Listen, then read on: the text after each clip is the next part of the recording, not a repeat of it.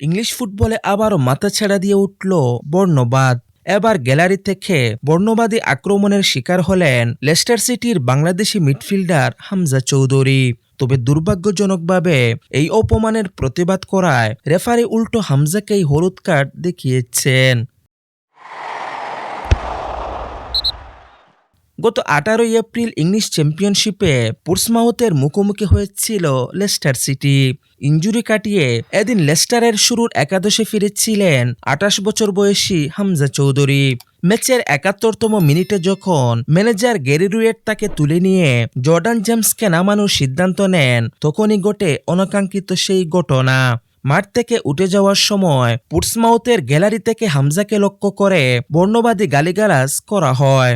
এই ঘটনায় অত্যন্ত ক্ষুব্ধ হয়ে ওঠেন হামজা চৌধুরী এবং মাঠের পাশে থাকা দর্শকদের সাথে তার উত্তপ্ত বাক্য বিনিময় হয়। হামজা যখন উত্তেজিত হয়ে রেফারিকে বর্ণবাদী আচরণের বিষয়টি বোঝাচ্ছিলেন, তখন রেফারি উস্কানিদাতাদের বিরুদ্ধে ব্যবস্থা না নিয়ে উল্টো হামজাকেই হলুদ কার্ড দেখান। এই সিদ্ধান্তে তিনি আরো ভেঙে পড়েন। ডাগআউটে ফেরার সময় তাকে এতটাই হতাশ দেখাচ্ছিল যে তাকে শান্ত করতে আসা কোচিং স্টাফের এক সদস্যকেও তিনি সরিয়ে দেন।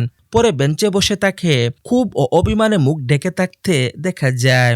তবে মাঠের বাইরের এই তিক্ততার সাথে মাঠের লড়াইয়েও লেস্টারের সময়টা ভালো যাচ্ছে না। পোর্টসমাউথের কাছে 1-0 ব্যবধানে হেরে যাওয়ায় এখন অবনমনের দ্বারপ্রান্তে দাঁড়িয়ে আছে লেস্টার সিটি।